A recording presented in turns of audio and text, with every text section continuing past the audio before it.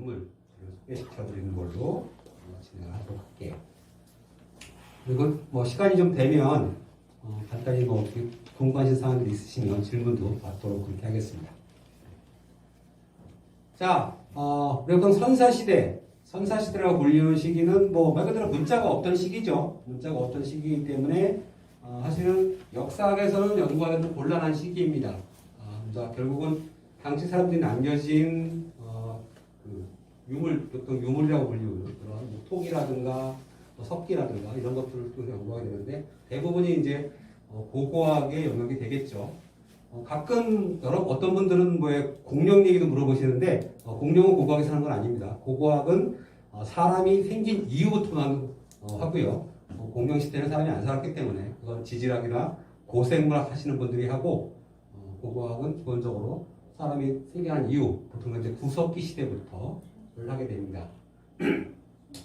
구석기 시대는 굉장히 오래전부터 시작이 됐지만 지금으로부터 한 10,000년 전에 지구가 마지막으로 추워진 시기에는 현재같이 따뜻한 기후로 바뀌면서 구석기 시대가 끝나게 되고요. 그때부터 소위 말하는 이제 토기가 만들어지고 농사를 짓기 시작하면서 이제 보면은 신석기 시대가 시작이 됩니다. 그래서 보통 우리가 신석기 시대에 삼묘사라고 하게 되면 일반적으로 토기, 농경, 그다음에 간석기 이 세 가지를 보통 얘기하면서 신석기 삼묘사라고 얘기하는데 그렇다고 해서 세계 모든 지역에서 동시에 갑자기 날씨가 따뜻해지니까 갑자기 동시에 다 토기를 발명한 것도 아니고요. 동시에 다 간석기를 쓴 것도 아니고 동시에 농경을 다 일시에 시작한 것도 아닙니다. 지역마다 차이가 있죠. 우리나라를 포함한 동아시아 지역은 일반적으로 굉장히 토기가 굉장히 이른 시기부터 만들어진 지역이고요. 서남아시아, 유럽 이런 지역은 토기보다는 농경이 좀 더 일찍 되게 된 그런 시절입니다. 근데 특히 중요한 건 결국은 토기와 농경 이 두 부분이 이제 굉장히 중요한 신석기 시대 요소가 되는데요. 기본적으로 우리가 신석기 시대 이전, 물론 우리나라 신석기 시대도 역시 사냥이나 채집 안 한 것은 아니지만 기본적으로 우리가 수렵 채집사에서 이런 농경 사회로 바뀐다는 것은 우리가 어떤 자연에 있는 식량을 단순히 획득하는 것에 벗어나서 이제 처음으로 식량을 생산하는 단계로 접어드는 시기가 되겠죠. 그래서 경제 체계 자체가 완전히 바뀌는 그런 시대가 됩니다. 그래서 굉장히 옛날에 유명했던 20세기 초반에 유명했던 영국의 고든 차일드라는 학자는 그때부터 그래서 이거 산업혁명에 빗대서 신석기 시대를 이제 신석기 혁명이라고 부르기도 했습니다. 자, 근데 이제 아까 말씀드린 동아시아는 농경보다는 좀 더 토기 쪽에 방점을 두고 있습니다. 토기가 워낙 일찍 나온 지역이다 보니까. 자, 그럼 토기는 또 왜 중요하냐? 물론 불은 굉장히 옛날부터 사용됐지만 실제로 우리가 신석기 시대 토기가 발견되기 전까지는 인간이 쓰는 도구라는 것은 원래 형상이 있는 물건, 돌이라든가 나무라든가 이걸 깨거나 깎아서 도구로 사용했던 것이죠. 근데 토기가 나오면서 처음으로 원래 형상과 다른 형태의 물건을 만들어서 또 그걸 불에 구워서 화학 변화를 일으켜서 완전히 성질이 다른 물건으로 만들어서 새로운 도구를 사용을 한 겁니다. 좀 과장돼서 얘기하면 결국 인간이 토기를 발명하지 않았으면 그 이후에 금속도 발명할 수 없었을 거고요. 지금 우리가 쓰고 있는 이 반도체, 휴대폰 이런 첨단 문명도 결국은 좀 어떻게 좀 과장해서 설명하면 토기에서 시작됐다고 해도 과언은 아닐 겁니다. 자, 그리고 결국 이제 구석기 시대에는 전부 다 주로 이제 뗀석기 이런 것들을 주로 사용했는데 신석기 시대 넘어가면 역시 뗀석기도 사용이 되지만 이제 간석기라고 해서 결국 이제 갈아서 만든 석기들을 많이 사용하게 됩니다. 결국은 굉장히 다양한 형태의 석기를 만들어 쓸 수가 있게 되는 것이죠. 자, 그래서 앞에 제가 토기를 얘기했지만 기본적으로 기원전 10,000년 정도에 굉장히 추웠던 동대가 빙하기라고 보통 부르는 시기죠. 거기서 현재 간뱅이 시대에 따뜻한 시기로 들어가게 되면서 이제 결국은 내륙 지역의 화렵수립이 확대가 됩니다. 그리고 결국은 이 10,000년 이전에는 현재 서해는 그냥 육지였습니다. 중국하고는 그냥 연결이 되어 있었고요. 강만 좀 흐르고 있었고요. 동해는 큰 호수처럼 형성이 되어 있었고 남해도 그냥 육지였어요. 일본하고도 걸어 다닐 수 있는 그런 시절이었습니다. 그것이 이제 점점 날씨가 따뜻해져서 바닷물이 차오르면서 지금과 같은 지역으로 서서히 바뀌게 되죠. 자, 그러면 결국은 굉장히 이제 날씨 따뜻해지면서 먹거리도 풍부해지게 됩니다. 그래서 그런 순간에 보통 토기가 발생돼서 처음에 토기는 주로 조리용으로 많이 사용했던 것으로 여겨지고 있습니다. 그래서 결국 토기가 발생되고 결국 토기 문화가 확산이 되면서 신석기 문화가 크게 발전하게 됩니다. 자, 보통 우리가 이제 뭐 나라마다 어느 정도 약간씩 그런 고고하게 발견들 같은 경우는 자존심 사람들이 좀 있죠. 그래서 뭐 특히 그 아시아권 사람들이 이런 거 되게 좋아하는데 어떤 뭐 새로운 유적이 발견되면 신문에 꼭 뭐 세계 최초, 뭐 동아시아 최고, 뭐 최고 최초 최대 이런 말 되게 잘 씁니다. 되게 잘 쓰는데 뭐 우리나라도 외에는 아니고요. 지금까지 전 세계에서 일단 토기가 가장 먼저 발생한 지역으로 알려져 있는 지역은 좀 안타깝지만 우리 입장에서는 사실 일본입니다. 최근에 러시아 일본 지역하고 중국에서 더 빠르다고 주장하는 토기들이 나오긴 하지만 아직까지는 공식적으로는 일본이 가장 빠른 것으로 알려져 있어요. 물론 1960년대에 처음에 이런 연구가 나왔을 때 서양 사람들은 아무도 안 믿었습니다. 당시는 서양 사람들은 당연히 서남아시아 또는 뭐 이집트 이런 지역을 중심으로 문화가 가장 빠르다고 먼저 주장했던 사람들이기 때문에 아시아에 있는 나라에서 전 세계에서 토기 가장 먼저 나온다고 아무도 인정하지 않았죠. 하지만 결국은 그들이 직접 참여해서 연구를 하면서 지금은 뭐 다 누구나 인정하는 그런 상황입니다.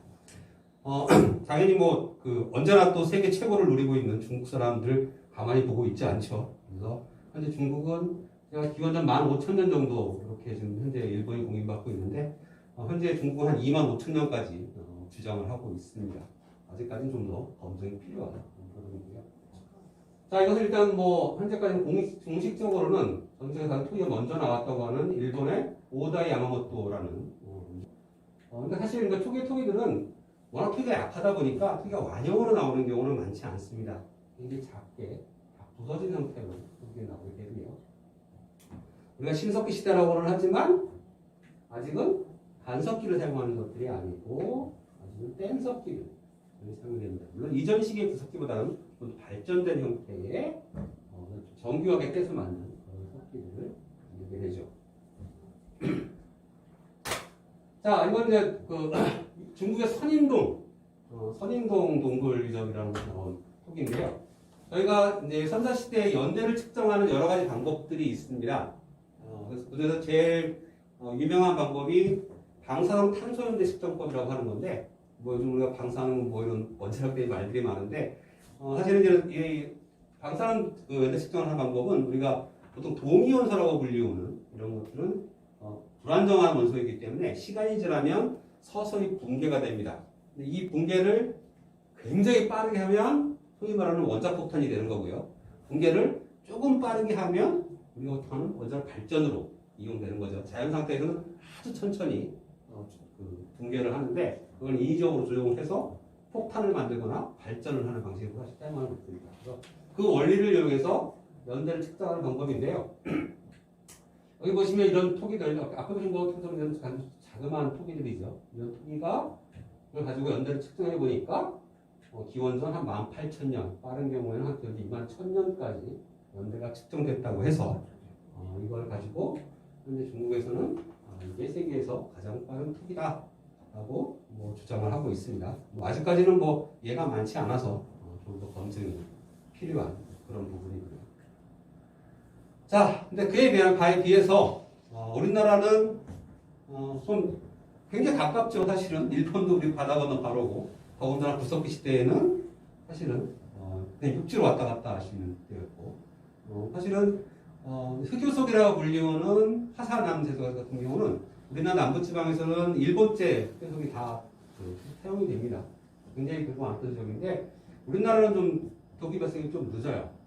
우리나라에서 가장 이른 시기의 토기는 제주도에서만 찾아볼 수 있습니다. 이 한반도의 본토 지역에는 토기가 한 기원전 한 6,500년, 빨라봐야 한 7,000년. 그러니까 그 말씀은 일본이나 중국보다는 거의 뭐 한 몇천 년, 어떻게 보면 만 년 가까이 나타나고요. 제주도 지역만이 근접해서 한 기원 한 8,000년 전부터 토기가 만들어집니다. 보시면 이런 토기의 형태 같은 경우도 앞에서 보신 거하고 굉장히 유사하고요. 역시 이 시기도 아직은 간석기를 만들던 시기는 아니에요. 그래서 이렇게 정교하게 뗀 석기. 보통 우리가 일반인 분들이 구석기 시대 같은 경우를 보시면 그 석기를 보고 이게 정말 사람이 만든 건지 구분하기 힘든 경우가 굉장히 많죠. 사실은 전문가 같은 경우도 구석기 시대 전공자가 아닌 경우에 구석기의 이른 시기의 석기 같은 경우는 사실은 사람이 만든 건지 정말 이게 좀 헷갈릴 때가 굉장히 많습니다. 근데 이렇게 우리가 구석기 후기 구석기 시대, 그다음에 신석기 초기 되면 비록 떼서 만들었지만 뭐 누가 봐도 화살적인 거 쉽게 알 수 있는 그런 형태의 이제 토기를 만들어집니다. 이 제주도 고산리 유적은 제주도에 가시면 아마 수월봉이라고 다들 한 번씩 가보셨을 겁니다. 수월봉 굉장히 가까운 근처에 있어요. 그래서 옛날에는 그냥 허허벌판만 남아 있었는데 지금은 그 조그만 박물관도 하나 생겨서 볼만합니다.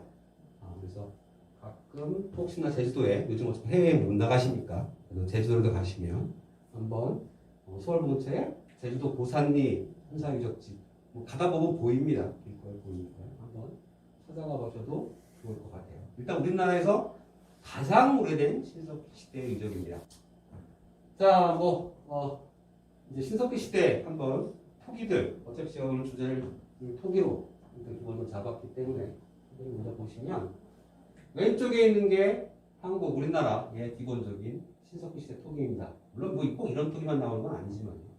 이것처럼 문양을 다 기본적으로 형태는 보통 포탄형 또는 이제 우리가 장난형이라고 부르는데 기적한 계란처럼 생겼다고 또는 이제 큰 대포알처럼 생겼다고 해서 포탄형이라고 부르는데 보통 바닥이 이렇게 뾰족하거나 둥글게 주로 만듭니다. 만들어서 문양을 아주 전면에 뾰족하게 새기는 게 가장 기본적인 특징입니다. 물론 이제 시간이 흐르면 토기 문양은 좀씩 줄어들게 되긴 하는데요.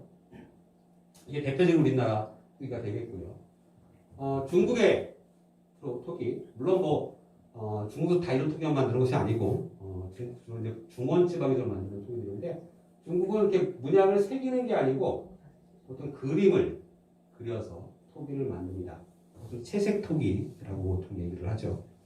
근데 가장 특이한 건 사실은 일본의 신석기 시대 토기입니다.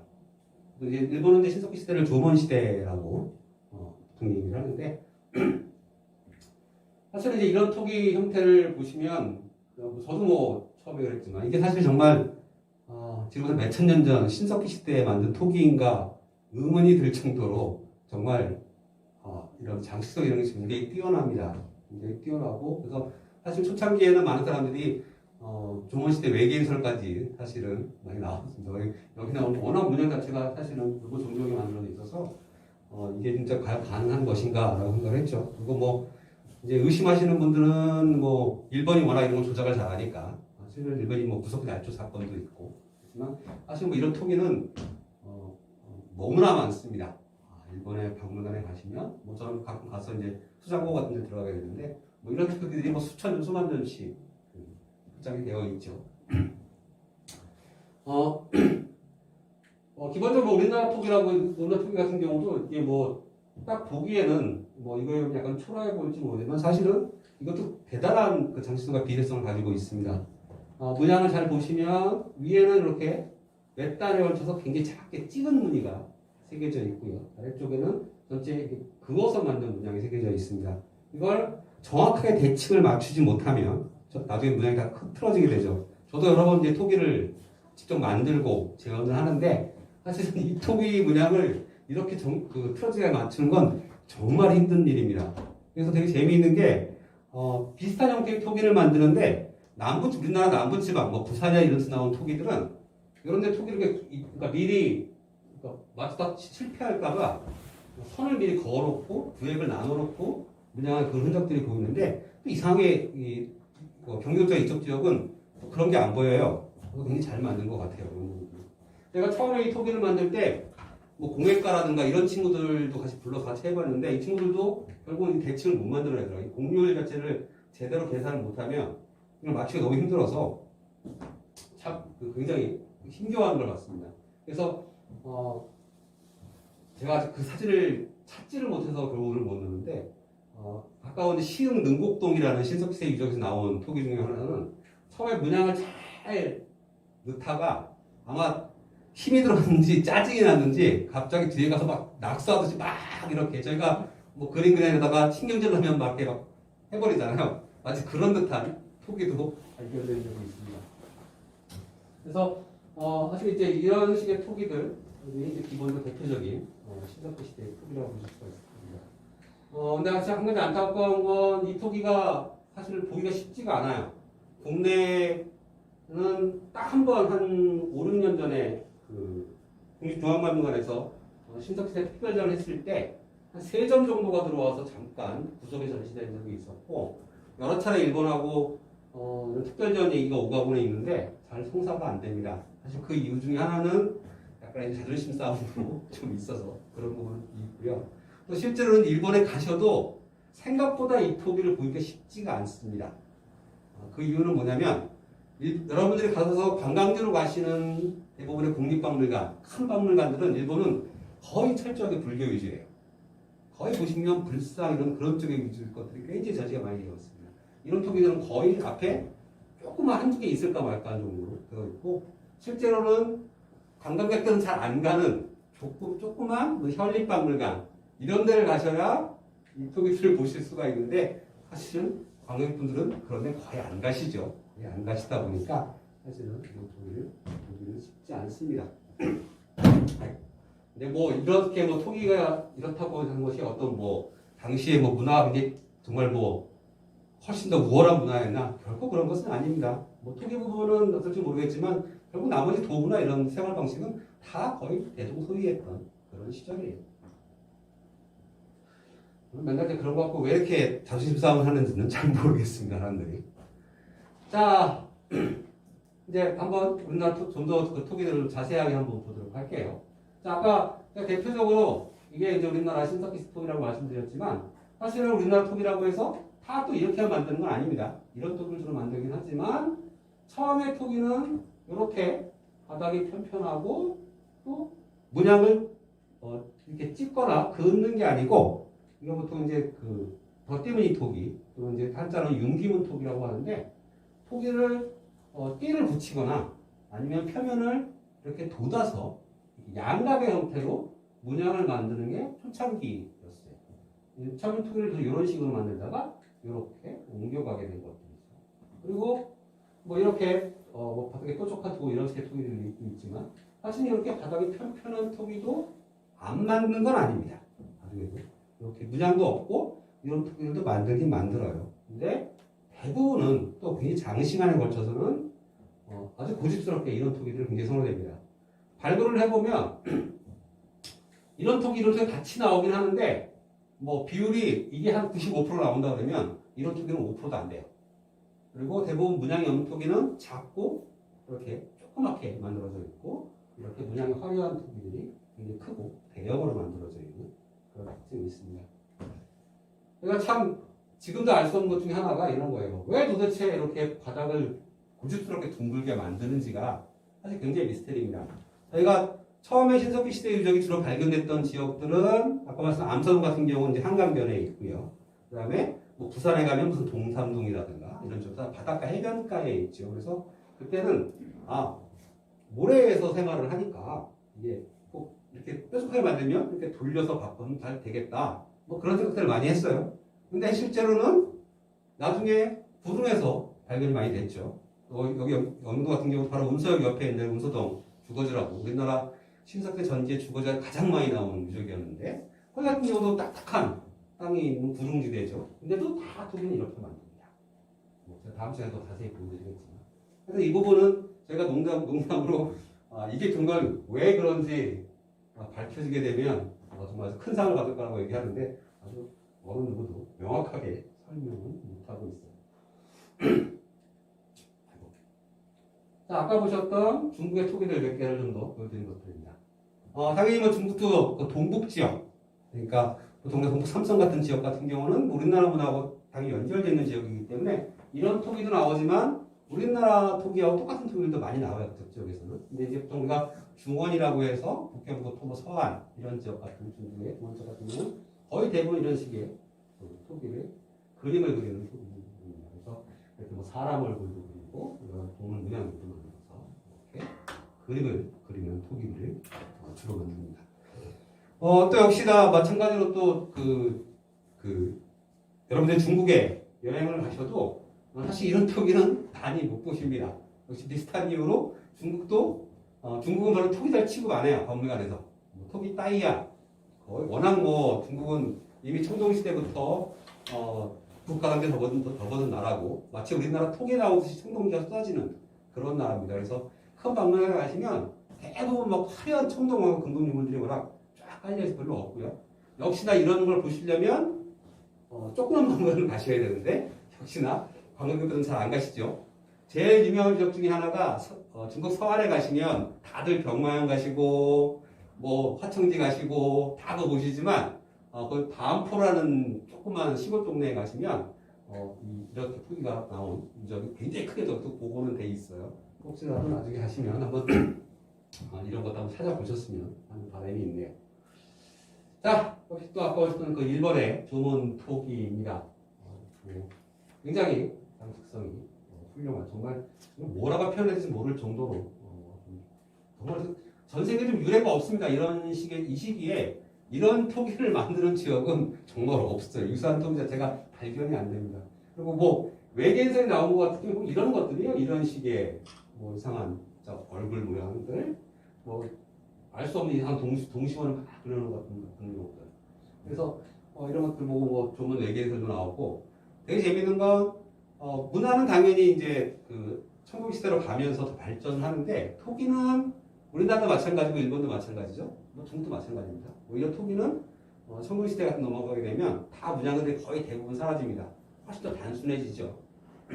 그래서 일본 같은 경우는 이제 조문 시대에서 갑자기 이제 일본은 청동 시대 야요이 시대라고 부르는데 바뀌게 됐을 때 그런 얘기를 많이 했습니다. 초창기에는 일본이 화산이 많이 터지니까 화산이 폭발해서 조문인들이 다 죽어버리고 나중에 대륙에서 사람들이 들어와서 새로운 청동기가 일으켰다. 이런 식의 설명도 옛날에 있었습니다. 물론 그렇지는 않지만요.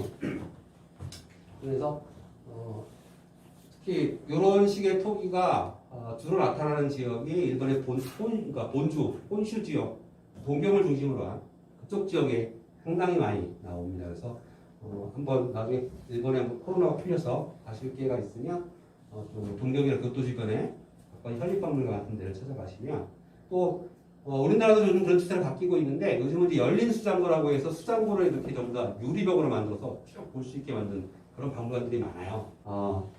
동경 쪽에 가신다면 가이드한테 한번 산나이 마루야마라고 하는 유적을 한번 가봅시다 라고 한번 해보시면 생각보다 굉장히 재밌는 경험을 하실 수도 있을 겁니다. 말씀드린 유럽이나 서남아시아 같은 경우는 토기가 약간 좀 늦게 나옵니다. 오히려 어떤 지역 같은 경우는 굉장히 오랫동안 이런 토기라든지 무른 돌을 이용해서 돌을 이용해서 아예 용기를 만드는 지역들도 있고요. 토기는 좀 늦게 나오는 경우도 있는데 동아시아 지역은 토기가 굉장히 일찍부터 나타나는 그런 지역이라고 보시면 되겠습니다. 자, 지금 요거의 그림은 우리나라 일단 한반도를 중심으로 지금 우리나라 토기 지역적인 특징들을 기본적으로 보여준 지도입니다. 실제로 이 전교에 있는 이런 중국의 이쪽에 중국 동북 지역이라든가 러시아 연해주 이런 지역들은 우리나라 북한 지역과 거의 유사한 문화를 가지고 있습니다. 당연히 당시 사람들도 국경이 있었던 것도 아닌데 이렇게 왔다 갔다 했겠죠. 역시 많은 양은 안 나오지만 우리나라 이런 남부지방 같은 경우에 아까 보여드렸던 조문 토기 완형은 아직까지 나온 적은 없는데 편들은 가끔 나옵니다. 사진 조각들은. 왜냐하면 일본 구주 지역에서 이제 흑요석이라고 불리우는 아주 날카로운 돌이 있는데요. 신석기 시대에 석기 만드는 데 사용했던 돌인데 그 돌은 우리나라에서는 안 나오는 돌이거든요. 그 돌을 다 일본에 수입해서 가져오기 때문에 우리나라 남부 지역에서는 굉장히 많이 나옵니다. 그래서 그때 당연히 교류가 있었으면 가져왔겠죠. 또 우리나라 이런 비싼 무늬 토기도 일본에서 역시 또 같이 발견이 됩니다. 나도 보시면, 자, 우리가 재밌는 게, 여기 제가 잘 보시면 서북지방, 동북지방, 중서부지방, 한강, 대동강, 대동강. 요즘 북한이 전 세계에서 가장 먼저 문명이 발생됐다고 주장하고 있는 지역이 대동강 지역인데, 자, 대동강, 한강, 금강, 보통 요 유역권, 포함 지역을 통해 중서부지방이라고 보통 얘기를 합니다. 크게 4개의 권역으로 분류를 해요. 그래서 서북지방, 그러니까 서북지방, 동북지방, 그다음에 중서부지역, 남부지방 이렇게 분류하게 되는데요. 또 다소 크게 보면 이 서북지방, 동북지방 북쪽지역 토기들은 우리가 보셨던 아까 전에 뾰족한 토기 안 만듭니다. 이 위에 있는 사람들은 다 편편한 토기만 만들었어요. 위에 사람들도 마찬가지예요. 다 편편한 토기를 만들었습니다. 유독 여기 살던 사람들만 이렇게 뾰족한 토기를 만들어 썼습니다. 물론 편편한 토기를 아예 안 만든 거 아까 말씀드린 아니지만 이상하게 주거나무 토기만 만듭니다. 더군다나 신석기 시대가 우리가 한 6,500년도로 시작됐을 때 한 3,500년 전후가 되면 갑자기 전 지역에서 이런 토기만 수창 만들어냅니다. 이제 토기들을 편편한 토기 거의 안 만들고 아주 고집스러울 정도로 이런 토기만 만들어요. 신석기 시대가 끝날 때까지. 청동기 시대가 시작되면 다시 편편한 토기로 돌아오는데 하여튼 도대체 이유를 모르겠습니다. 왜 이렇게 고집스럽게 선택을 했는지 결국은 보시면 하나의 전통인 거겠지만 전 세계 어느 지역을 봐도 이런 형태의 토기를 이렇게 오랜 기간 고집스럽게 만드는 지역은 우리나라 남한 지역이 유일합니다.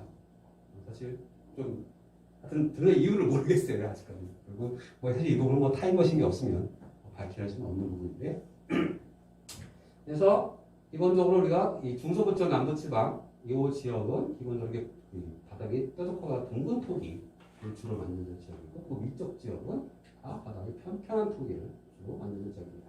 역시 우리나라 남쪽인 일본 사람들도 주로 당시 일본 열두 사람들 대부분 다 바닥이 편편한 토기를 주로 만들어요. 또 더군다나 여러분들이 접하는 부분들 다 아까 보셨던 이런 토기들이 주로 나와 있게 되고 사실 국립박물관에 가셔도 우리나라 신석시대 토기 대표적으로 이런 토기들을 주로 전시해 놓기 때문에 또 사실 나머지 토기들은 크게 보신 적이 많지 않았을 겁니다. 한번 한참 우리나라와 북한하고 관계가 좀 좋았던 시절, 그 시절에는 한때 북한의 신석시대 토기가 한번 또 우리나라에 왕창 한번 들어온 적이 있긴 있었어요.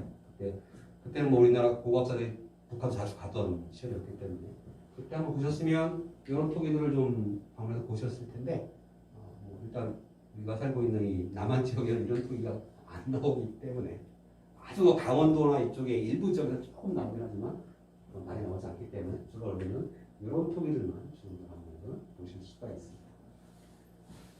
자, 지루한 얘기긴 하지만 그래도 우리가 신석기 시대 또 얘기할 때 어느 정도 시대 흐름은 대충 알아야겠죠.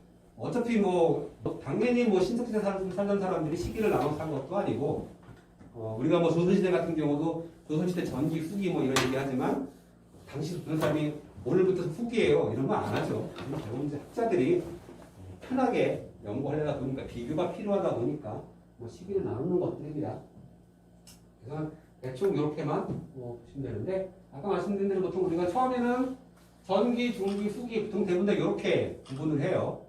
근데 이때는 좀 발굴이 많이 안 되시다가 발굴을 막 하다 보니까 점점 유정이 나오는데 이거보다 그다음에 이거보다 더 빠른 게 없는 것 같은데 더 빠른 게 나오네? 갖다 붙일 게 없으니까 조기 갖다 붙이는 거고요. 그러다가 보니까 더 빠른 게 나와버렸네? 아씨 어떡하지 하다가 초창기 이렇게 해서 오기가 돼버렸습니다 사실은. 그래서 아까 말했던 이제 제주도 오산리유죠. 그게 보통 우리 초창기라고 불러요. 말씀드린 대로 아직까지는 제주도 외의 지역에서는 발견되지 않고 있습니다. 조기는 이제 아까 제가 기원에 한 6,500년 말씀을 드렸지만 저희가 이제 아주 안정적인 보통 연대를 얘기한다고 했을 때 한 6,000년부터 본격적으로 시작이 됩니다. 그 시기부터 4,500년까지 시기가 보통 우리가 조기라고 불리는 시기입니다. 이 시기에 지금 우리가 살고 있는 이 지역에서는 안 나타납니다. 아까 말씀 중서부 지방에서는 이 시기에 이상의 유적이 없어요. 유적이 없고 이때는 동해안 대표적인 게 양양 오산리 그리고 혹시라도 보신 분이 있을지 모르겠지만 신문에 한번 크게 태웠던 역시 또 전 세계 최초 농경 그 신석시대 밭이 나왔다고 한번 신문에 크게 나왔던 고성문암리, 그것도 뭐 교과서에도 실렸습니다. 물론 저는 그게 밭이 아니라고 주장을 했다가 나중에 좀 많이 좀 힘들긴 했었는데, 하여튼 그다음에 이제 우리가 남부지방 가시면 부산 가시면 부산 동삼동 그런 지역에서만 요식이 이렇게 나오고요. 이상하게 요즘에는 또 요식이가 없어요. 요식이가 없어요. 갖고서 이런 덤블리톡이라는 게 안 나옵니다. 영종도 지역에서는 운서동 유적, 지금은 운서역 바로 옆에 있었던 유적에서 처음 시작되고요. 이쪽에서 뭐 암사동이라든가 이런 유적으로 처음 나타나는 이때부터가 중서부지방에서는 신석기 시대가 본격적으로 시작됩니다. 그리고 요전 시기까지는 우리가 신석기 시대라고는 하지만 기본적으로 농경은 전혀 안 했던 시기입니다. 우리나라도 마찬가지고 중국이라든가 일본도 마찬가지고 이때는 농경을 안 했던 시절이에요. 유럽이나 서남아시아 쪽에 농경이 시작됐지만 농경을 안 하고 있다가 한 요 시기부터 이제 역시 아직 농경이 아주 본격적인 뭐 그런 농경 사회는 아니에요. 농경 사회는 아니고 보통 그래서 이제 초보 농경, 원경 이런 식으로 표현을 하는데 이제 아주 간단한 곡물 재배가 시작되게 됩니다. 그래서 지금처럼 뭐 쌀이나 보리 이런 게 아니고요. 조, 수수, 이런 기장 이런 식의 잡곡들을 주로 재배를 해요. 저도 어렸을 때는 조밥도 꽤 많이 먹었었고 기장 수수는 어렸을 때 먹은 기억이 별로 없어요. 수수떡을 먹은 기억이 있는데 또 조는 새 모이로 또 많이 줬던 것 같은데 요즘은 이제 뭐 건강식이라고 해서 뭐 조, 기장, 수수 많이 드시죠. 근데 그 시대는 그때부터 이제 그런 작곡들이 주로 재배가 됐고요. 지금 우리가 주식으로 많이 먹는 사실상의 쌀이나 보리 같은 경우는 이제 사실 청동 시대가 시작돼야 본격적으로 재배가 되기 시작합니다. 3000년 한 600년 기원전, 그러니까 지금으로 따지면 한 5000년 전이죠. 사실 어마어마한 시기입니다. 그때부터 이런 식의 이런 비싼 토기 문화가 전국으로 확산이 됩니다. 그러니까 바닥이 풍부하고 뾰족한 문화가 전국적으로 확산이 돼요. 그리고 말 그대로 이제 중서부 지방의 토기 문화도 동해안 지역도 남해안 지역도 다 거의 유사한 토기 문화로 통합이 됩니다. 그리고 이제 이 중서부 지역에서 시작했던 이 농경 부분이 역시 이것들이 전국적으로 다 퍼지게 되는 시기가 돼요. 그러다가 기원전 한 2500년쯤 되게 되면 이때부터는 이제 신석시대 유적이 급격하게 줄어들기 시작해요. 주거지도 거의 안 만들어지고 이제 토기도 막 굉장히 난삽하고 이상한 토기들이 만들어지고 이제 점점 신석기 시대가 뭐가 좀 해체되는 그런 시대가 됩니다. 그러다가 한 1500년도 전후가 되면 점점 내륙 지역부터 청동기 시대로 전환이 됩니다. 청동기 사람들은 뭐 아직도 약간의 논란은 있지만 이때부터가 이제 거의 완벽한 농경 사회로 바뀌게 되겠죠. 그래서 이제 우리나라 사회 같은 경우가 이제 완전히 이런 그 수렵 채집 시대에서 완전히 농경 사회로 전환되는 그런 시기는 이 시기 정도부터 됩니다. 당연히 이런 영종도라든가 이런 섬지역은 조금 더 늦습니다. 왜냐면 농사를 주로 짓는 사람들이 처음에 이런 주로 그런 섬을 주기들은 이런 별로 없겠죠. 그래서 영종도의 그 청동시대 유적은 한 기원전 한 1000년 전 그 시기부터 나타나게 됩니다. 이렇게 좀 느리게 되죠. 그래서 이런 섬지역들을 좀 더 늦은 시기까지 신석기 시대 유적이 계속해서 잔존하는 경향을 보이게 됩니다. 자, 앞에 보여드렸던 것들 각 시기별로 주요 유적들을 한번 보여드리도록 하겠습니다. 자, 제주도 고산리 유적, 아까 보여드렸던 토기입니다. 이런 토기편은 정말 수만 점이 있어요. 역시 제주도 고산리도 이게 워낙 중요한 유적이라고 해서 우리가 최초의 신석기 시대 유적이라고 되어 있는 거기 때문에 당연히 국가사적으로 지정이 되어 있고요. 뭐 수십만 평이 지정이 되어 있습니다. 가서 보시면 뭐 거의 광활한 대지에 아무것도 없어 풀만 자라고 있는 게 되고 있는데, 근데 이런 토기가 그 넓은 지역에 뭐 어마어마하게 나왔습니다. 근데 워낙 토기가 약하고 얇다 보니까 완형으로 나온 경우가 여기 보시면 딱 한 점 있습니다. 요거 하나만 물론 전체 완형도 아니고요. 보시면 뭐 어마어마하게 이어 붙인 것들이죠. 그리고 이제 없는 부분들은 다 수지로 떼어서 이렇게 만든 겁니다. 혹시 보시면 문양은 전혀 없고요. 문양은 새겨져 있지 않고요. 이때는 바닥이 편편한 형태의 토기입니다. 보통 우리가 이렇게 굉장히 토기의 이런 입구 지름보다 훨씬 더 깊은 높이를 가지고 있는 토기를 또 발형토기라고, 뭐 한국말로 발이라고 부르는 이런 토기들 형태의 것들입니다. 근데 한번 자세히 보시면 화면에 잘 보일지 모르겠는데 문양은 없는데 이렇게 뭔가 뭐 자국들이 이렇게 막 있는 걸 보실 수가 있어요. 모두 다 그런 게 있습니다. 자, 이걸 한번 자세히 보시면 이렇게 되어 있습니다. 이렇게 막 되어 있습니다. 자, 이건 뭐냐면 우리가 톡이나 이런 거 만들 때 뭐 옛날에 뭐 시골에서 우리가 그 흙벽돌 같은 거 만들 때 보면 벽을 쌓을 때 지푸라기 이렇게 섞어서 이렇게 같이 넣죠. 대부분 이제 그 토기가 그러니까 흙이 굳으면서 갈아 터지는 걸 방지하기 위해서 하는 것들입니다. 원래 토기를 만들 때는 기본적으로 진흙 성분이 너무 강하게 되면 당시에는 그 야외에서 불을 떼서 그냥 토기를 붓기 때문에 일정하게 온도가 안 되죠. 그러다 보니까 그게 너무 점성분이 강하면 다 터져버립니다. 그 당시 사람들은 그 지푸라기 같은 거를 이용했어요. 갈대 같은 것들을 이용해서 같이 섞어서 토기를 만든 거죠. 그래서 당연히 뭐 불에 구워서 토기를 하게 되니까 나중에 그것들은 다 타버리고 그 흔적만 남게 되는 겁니다. 굉장히 재밌는 건 거의 대부분 지역의 가장 이른 시의 토기들은 다 이런 형태가 나타난다는 거예요. 우리나라도 그렇고 러시아도 그렇고 중국도 그렇고 역시 또 유럽이나 이런 쪽도 굉장히 초창기에 만들어진 토기들은 전부 다 이런 형태의 것들을 식물을 섞어서 토기가 터지는 걸 방지해서 하는 걸 사용합니다. 나중에 뭐 시간이 흐르면 이제 어느 정도 뭐 당시 사람들이 정확하게 뭐 화학적인 작용을 알아서 돌가루를 섞는 건 아니겠죠. 경험적으로 그런 것들을 섞어줘야만 토기가 잘 안 터진다는 걸 발견하게 되면서부터는 아마도 이렇게 식물 갈대 같은 걸 섞는 거는 다 사라진 것으로 생각하게 됩니다. 자, 이게 이제 가장 이런 시기의 토기가 되고요.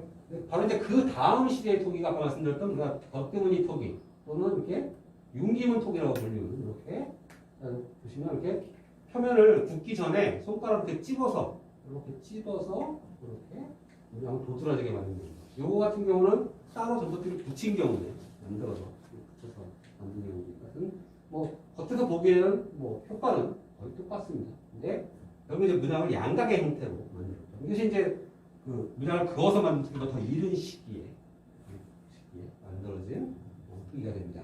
말씀드린 대로 아직까지 중서부 지역, 여기 영등도를 포함한 뭐 서울, 경기, 충청도 어느 동네에서도 이 토기는 발견된 바가 없습니다. 토기는 오로지 이 시기에는 강원도 같은 경우도 영서 지역에서는 안 나오고요. 넘어서 영동 지역, 해안가에서만 나오고 당시엔 주로 바닷가에서 생활하다 보니까 이런 낚싯바늘이 많이 나옵니다. 그 낚싯바늘을 보시면 되게 재밌는 게 축은 돌로 만들고요. 침은 뼈로 만듭니다. 그러니까 형태는 처음에는 저희 학자들도 발굴을 처음 했던 저희 선배님들분들은 이게 처음에 나왔을 때는 이게 뭔지 아무도 몰랐어요. 왜냐면 실제로 뼈는 잘 안 나와 있죠. 금방 다 썩어버리기 때문에 대부분 이렇게 축만 나오는데 이것만 쭉 나오는데 이게 도대체 뭐에 쓰는 물건인지 알 수 없다가 이런 식의 낚싯바늘을 이제 우리가 소위 말하는 이제 원시 부족들, 그래서 우리가 보통 에스키모라고 불리우는 뭐 북아메리카 인디언들 또는 뭐 호주인 원주민들이 이런 식의 바늘을 사용하는 걸, 뭐 지금은 이제 거기도 다 안 쓰지만 그걸 발견을 했죠. 그래서 나중에 이게 낚싯바늘이구나 알게 됐고, 나중에는 이건 이제 울산에 있는 세중이라는 곳에서 나온 건데 이렇게 아예 붙어서 출토가 되기도 했습니다. 물론 여기 이제 묶었던 끈은 다 썩어버렸지만 이렇게 붙어 있는데 이렇게 만들어서 끈을 묶어서 이렇게 낚싯대를 사용하는 겁니다. 이렇게 만드는 가장 큰 이유 중에 하나가 저희도 낚시하다 보면 걸려서 낚싯바늘 끊어져서 버려지는 경우가 굉장히 많죠. 근데 이렇게 만들면 기본적으로 낚싯바늘은 떨어져 나가도 만들기 힘든 축은 살아남을 수가 있게 되기 때문에 아무래도 경제성을 위해서 이렇게 낚싯바늘을 만들었던 것 같아요. 역시나 이 시기에는 굉장히 많이 나옵니다. 역시 또 그러다 보니까 당연히 이 지역에서는 이런 식의 낚싯바늘은 전혀 나오지 않습니다. 자, 이제 이 영등도로 속한 지역부터가 이제 본격적으로 제가 다음 시간에는 영등도 나온 유적 위주로만 보여드릴 건데, 이게 이제 가장 대표적인 서울의 암사동 유적, 역시 이것도 뭐 국가사적으로 지정이 되어 있습니다. 지정이 되어 있고, 여기서 역시 박물관으로 조성이 되어 있고, 안에 공원이 있어서 뭐 혹시나 서울에 강동국제에 놀러 가실 일 있으시면 한번 가보셔도 괜찮습니다. 박물관도 제 자랑은 아니지만 그 박물관에 써져 있는 안내문 다 제가 작성을 했습니다. 한번 읽어봐 주시고요. 가시게 되면 자, 이 암스테르담 유적 같은 경우는 원래 처음 발견된 거는 일제시대 때 우리가 을충년 대홍수 1925년인가요? 우리나라 관측 역사상 아직까지 그때처럼 비가 많이 내린 적은 없습니다.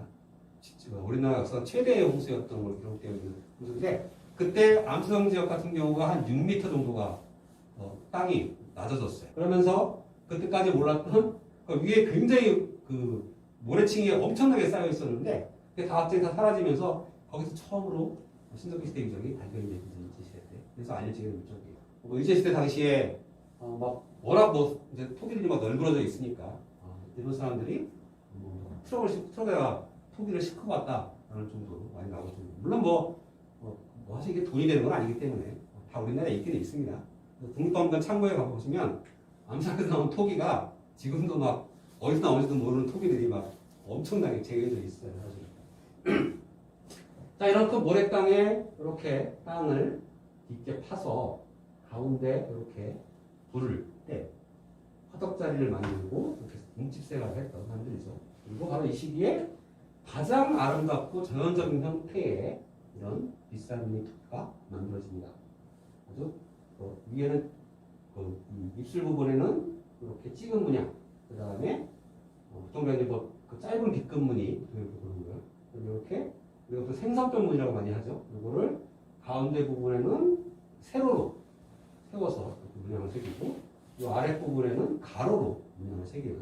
보통 이세 부위를 다르게 문양하는 크기가 이때 나오게 됩니다. 사실은 이게 굉장히 지금도 이것도 하나의 의문이긴 해요. 하여튼 좀 우리나라 좀 희한한 지역인데 대부분 문화라는 게 이렇잖아요. 문화라는 게 처음에는 어떤 초기적인 형태가 보이다가 발전을 했다가 쇠퇴하는 게 일반적인데 이상하게 이 지역은 어느 순간 난데없이 가장 완성된 토기 갑자기 떡하니 나타납니다. 전 단계 토기가 없어요. 그러니까 여기까지 발전한 단계가 도대체 어디 있는지를 잘 모릅니다. 그러니까 초창기에 이게 도대체 어디서 온지 이거를 모르겠으니까 이제 중국에서 왔다 어디서 왔다 이런 얘기 많이 했는데 지금은 전혀 주변을 아무리 뒤져봐도 이와 똑같은 토기들을 전 단계로 볼 수 있는 토기가 발견되는 지역은 없습니다. 혹시나 북한은 워낙 발굴이 많이 안 되어 있는 뜻이고 사실 이제 북한에서는 그 주체사상이라는 게 완전히 확립이 되면서 뭘 발굴을 해도 다 이제 연결이 돼야 되죠. 이쪽 김씨 부자하고 다 연결이 돼야 되고 소위 말해서 당군 같은 경우도 그거 고구려 거거든요. 고구려 무덤인데 갑자기 당군으로 분갑이 되고 모든 걸 거기다 맞추죠. 평양이 대동강 문화론이라는 걸 얘기를 하는데 평양이 전 세계에서 가장 문명이 먼저 발달된 지역을 대동강이라고 지역이라고 얘기합니다. 그래서 세계 4대 문명을 포함해 세계 5대 문명이라고 얘기하고 그 중에도 1등이 대동강 문명이라고 얘기하는 게 현재 북한이 주장하는 그런 것들이에요. 그래서 얼마큼 사실 웃기냐면 북한 학자들도 바보가 아니죠. 그런 말 믿을 리도 없고 그렇기 때문에 저희하고 얘기를 할 때는 이렇게 정상적으로 잘 얘기를 하다가 갑자기 이게 지도원 같은 사람이 지나가면 갑자기 말을 바꿔서 갑자기 위대한 설명을 시작하는 아직도 북한은 그런 나라입니다. 이제 이런 식의 간섭기들 이제 이 시기와 본격적으로 이런 식의 간섭기를 만들게 됩니다. 그래서 사실 이런 식의 간섭기는 이제 누가 봐도 이게 당연히 사람이 만들었다는 걸 쉽게 알 수 있죠. 그래서 제가 처음에 국어를 시작하던 80년대 후반, 90년대 초반까지는 시골에 가면 사실은 논밭에서 이런 것들을 굉장히 많이 체득을 할 수가 있었어요. 지금 개발이 많이 된 이유도 있긴 하지만 언제부턴가 그 TV 진품명품인가가 막 시작을 하면서부터 그때부터는 이 마을 분들이 이런 걸 채집을 막 해갖고 팔려고 들더라고요. 사실 그전에는 참 이런 새끼들을 쉽게 눈에 띄었는데 이제는 그렇게 쉽게 눈에 띄지는 않습니다. 이제 중기에 가게 되면 이제 요거는 이제 시흥 능곡동, 안산 신길동 그쪽에 나온 그런 주거지들인데 형태는 똑같습니다. 여전히 토기 형태들은 다 똑같습니다. 약간 좀 멋스럽게 찍어놓은 건데 그림이 사진이 잘 보이실지 모르겠는데 다른 점은 시기가 늦어지면서 이제 문양이 주로 아래쪽 문양이 생략이 돼요. 점점 이제 문양을 만들기 좀 귀찮아졌나 봐요, 이 사람들이. 점점 문양을 생략하기 시작합니다. 그래서 맨 처음엔 아래쪽부터 문양을 생략하기 시작해요. 이 토기들 보시면 저부 끝까지 바닥 끝까지 문양이 새겨져 있는 토기들이 거의 없습니다. 물론 뭐 한두 점은 만들어지긴 하지만 그 이전 시기에는 거의 대부분 다 문양을 빽빽하게 채웠는데 이 시기가 되면 점점 문양을 줄이게 되고 그 주거지 형태는 뭐 기본적으로 비슷합니다. 우리가 뭐 결국은 현재 우리나라 볼 수 있는 것들은 대부분 다 이렇게 특별한 경우가 아니면 땅을 판 흔적만 볼 수 있죠. 특히 우리나라 같은 경우에는 아주 특수한 경우가 아니면 나무나 이런 게 남아있기 되게 쉽지 않습니다. 우리가 옛날에 불렀던 노래 중에서 무슨 뭐 금수강산 옥토낙원이라는 말이 있는데 사실은 우리나라 토양은 산성이 굉장히 강해요. 대부분 황토라고도 빨간색을 띠는 이유도 산성 때문에 그랬거든요. 근데 산성은 쉽게 유기물을 분해시킵니다. 그렇기 때문에 나무라든가 이런 뼈라든가 이렇게 되면 뭐 금방 다 없어지게 되죠. 근데 일본 같은 경우는 당연히 화산지대죠. 알칼리성이 강하죠. 그래서 일본은 잘 남아 있습니다. 근데 우리나라는 아주 특수하게 늪지라든가 습지 같은 경우에 이제 보존이 된다든가 아니면 이제 그런 폐초, 조개문지라고 불리는 조개문지는 조개에서 나온 석회성 성분이 알칼리 성분이 강하기 때문에 주변만 땅을 알칼리성을 바꿔요. 그래서 폐촌 같은 데서는 뼈나 유기물이 잘 남아있지만 대부분 그런 경우가 아니라면 이런 흔적만 나오게 됩니다. 그래서 보시면 이렇게 이런 구멍들은 기둥을 세웠던 구멍이에요. 그리고 가운데 이렇게 빨간색 치는 부분, 이게 실제로 보면 이 부분만 이제 더 검붉게 변해져 있습니다. 사실은 그러니까 나무를 기둥으로 세우고 갈대 같은 걸로 지붕을 이었던 집에서 안에서 불을 떼면 쉽게 화재가 날 거라고 생각하시는 건데 여기서 말 그대로 우리가 밖에서 야외에서 피듯이 불을 세게 피우는 건 아닙니다. 불을 세게 피우는 시설은 밖에 따로 있고 이런 적은 이제 숯이나 이런 것들을 이용해서 난방을 하는 그런 용도로 생각했던 것으로 보실 수가 있을 겁니다. 암사동이라든가 이런 데 같이 가시면 그런 옹집을 복원했고 저희가 나중에 갈 여기 삼목도 선사주거지 보존된 지역도 보시면 복원된 부분이 있으니까 나중에 다시 보면서 자세히 설명드리도록 할게요.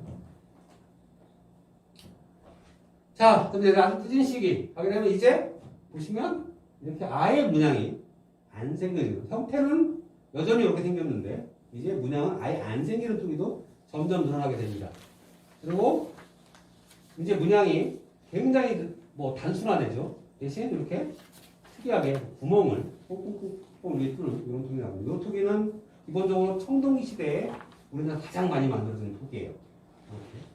대부분 문양은 생기지 않지만 이 구연부 부분에만 구멍을 뽕뽕뽕 뚫어서 보통 저희가 구멍무늬 토기 또는 곡렬토기라고 부르는 그것이 이제 신석시대 한 늦은 시기부터 조금씩 나타나기 시작합니다. 근데 그럼에도 불구하고 바닥만은 고집스럽게 이렇게 둥글거나 뾰족하게 나옵니다. 자, 그리고 이 시기의 주거지 요거는 이제 그 을왕리 해석장 있는 그 부분에 있는 유적인데 거기서 이제 이렇게 나온 주거지들인데 기본적인 형태는 비슷합니다. 네모나게 동그랗거나 근데 이 시기가 되면 재미있는 게 되는 주거지들이 이렇게 막 바닥에 도대체 뭐 했었는지 알 수 없는 구멍들이 막 뻥뻥 뚫려 있습니다. 그래서 저희가 처음에는 이게 뭐 했었을까 생각해서 저희가 이제 여기 시료들을 성분을 채취해서 분석들을 많이 했는데 별로 뭐 나오는 게 없어요. 요즘은 과학기술이 워낙 많이 발달해서 이런 토기 같은 경우나 이런 흙 같은 경우를 갖다가 분석을 하면 이게 당시에 뭐 사람들이 먹었던 뭐 동식물 이런 성분들이 다 검출이 됩니다. 그래서 사실은 좀 편하게 할 수가 있어요. 그래서 요즘 뭐 사람 뼈만 나오고 사람 뼈만 분석을 해도 그 사람이 주로 곡물을 많이 먹었는지 고기를 많이 먹었는지 다 분석이 되는 사실 그런 세상이에요. 그래서 가끔 그런 생각을 합니다. 자연과학 너무 많이 발전하다 보니까 고고학자가 구라치기가 너무 힘들어요. 이게 뭔가 좀 이렇게 과장을 해야 되는데 분석의 결과가 딱 나오면 정말 좀 그래서 굉장히 유명한 영국의 그 고고학자가 어떤 책의 서문에 그렇게 썼더라고요. 요즘 자연과학자들이 고고학을 너무 재미없게 만들고 있다고 농담과 비슷한 그런 말을 한 적도 있습니다. 저는 뭐 다르게 해석하는 부분도 있는데요. 뭐 나중에 비슷한 속도의 주거지 같은 것들을 그 삼목도에서 보실 수가 있으니까 그때 다시 한번 이런 것들은 한번 설명도 드리고 여러분들 생각도 한번 같이 나눠보는 시간을 그때 하도록 하겠습니다. 하여튼 이런 게 굉장히 좀 난잡한 형태의 그 구멍들이 뚫려 있는 게 이것이 늦은 시기의 특징적인 주거지 형태라고 보시면 될 것 같습니다. 자, 토기 바닥이 둥글게 변한 이유. 아까 쭉 대충 설명드립니다. 제가 처음에 고고학을 시작했을 때, 저는 원래 고고학을 하려고 학교를 갔던 건 아니었었고요. 원래는 저는 역사학을 하고 싶었습니다, 역사. 제가 고등학교 때 그 EBS의 TV 교양국사라는 프로그램이 있었는데, 거기서 우연히 그 한 교수님이 백제 막사를 그 강의를 했는데 거기에 꽂혀갖고 죽어도 사학과를 가겠다고 해서 사학과를 갔었어요. 사학과를 가서 더 웃긴 건 그 교수님이 한양대 교수님인 줄 알고 한양대 갔는데 그 교수님이 안 계시더라고요. 나중에 알고 보니까 그 교수님은 동국대 교수님이었어요.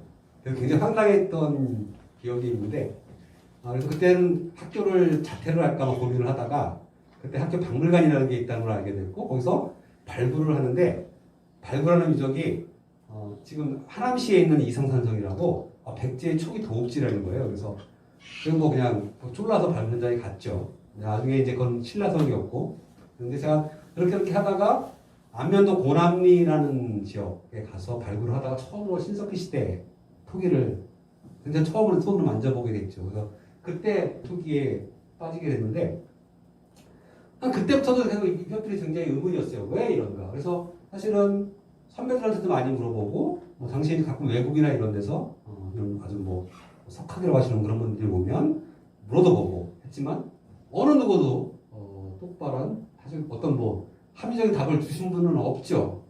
말씀드린 대로 이 기원전 5천 그러니까 4천년 전 이전 시기에는 주로 대부분 바닥을 편편하게 만들었어요. 이쪽 사람들도 편편하게 만들었는데 갑자기 어느 순간부터 바닥을 다 뾰족하게 만듭니다. 당연히 바닥에 뾰족하거나 둥근 토기를 만들죠. 우리도 필요할 때 당연히 만드는 것들이고 쓰게 되는데 하여튼 고집좀 다 이런 토기만 만들어요. 도대체 왜 그랬을까? 더군다나 이런 토기의 전 단계라고 볼 수 있는 형태의 토기들도 전혀 발견되지 않는 이상한 현상. 이걸 어떻게 생각할 수 있냐? 아까 말씀드린 초창기에는 모래 땅에 세우기 쉽기 때문에 라고 생각했지만 역시 그건 아닌 걸로 보고요. 그 다음에 우리가 지금이야 우리가 둥근 바닥 냄비를 잘 안 쓰지만 우리가 아궁이를 쓰던 옛날 시절엔 다 냄비가 둥글었죠. 우리가 역사시대 이후에 취사용으로 쓰는 토기들은 다 바닥이 둥급니다. 그런 경우에 당연히 바닥이 둥글어요. 열을 고르게 받기 때문에 훨씬 더 조리하기가 쉽죠. 지금이야 우리가 가스레인지나 인덕션 같은 걸 쓰기 때문에 바닥이 둥글면 안 되니까 편편한 거 쓰는 거지. 원래는 아궁이 다 둥근 냄비를 사용했습니다. 그런 얘기를 할 수가 있지만 또 그러기에는 너무 뾰족해요. 사실은. 제가 직접 토기를 만들어서 조리도 해봤지만 사실상 별 차이를 이런 식의 토기에서 느끼기가 어렵고 실제로 비싼 류의 토기, 신수의 토기에는 조리를 했던 흔적도 잘 안 나옵니다.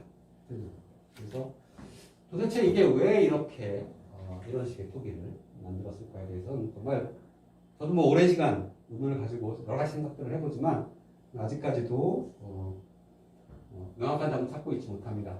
한번 카이스트에 있는 그 대학원생이 이 토기 바닥에 있는 그 구멍들을 보고 혹시 정수 용도로 사용한 게 아니냐 그런 의견을 낸 적도 있었지만 바닥에 뚫려 있는 구멍이 전혀 그 용도는 아니기 때문에 역시 그것도 어려운 거고요.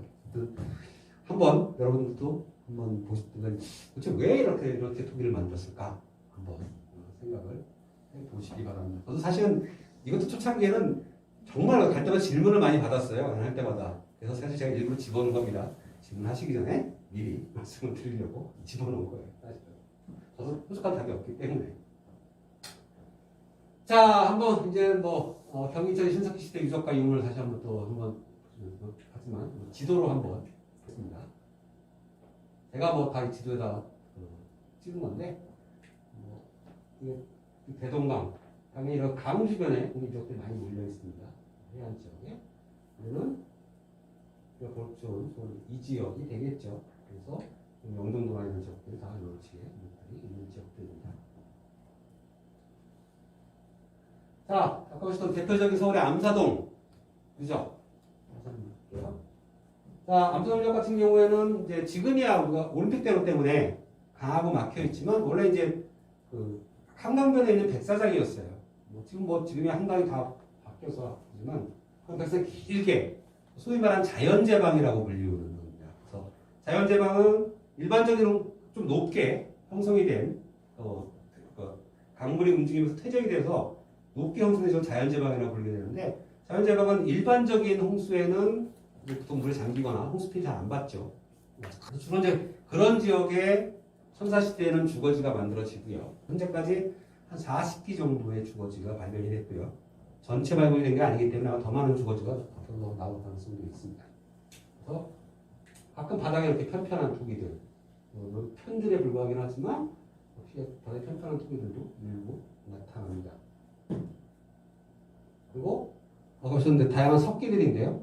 석기가 이런 식의 아주 간석기를 만들기도 하지만 역시 이때까지도 신석기 시대가도 굉장히 오랫동안은 이렇게 뗀석기를 사용합니다. 물론 구석기처럼 거칠게 뗀 것들은 아니지만 주로 땅을 파거나 이런 데서 하는 도구들은 실제로 갈아서 만든 석기보다 이렇게 떼서 만든 게 훨씬 더 효과적이죠. 그래서 이렇게 그리고 이건 이제 지금의 낫하고 비슷한 그런 낫처럼 완전히 베는 용도는 아니지만 또 곡물 나달 같은 거 뜯어낼 때 사용하는 그런 식의 되겠고요.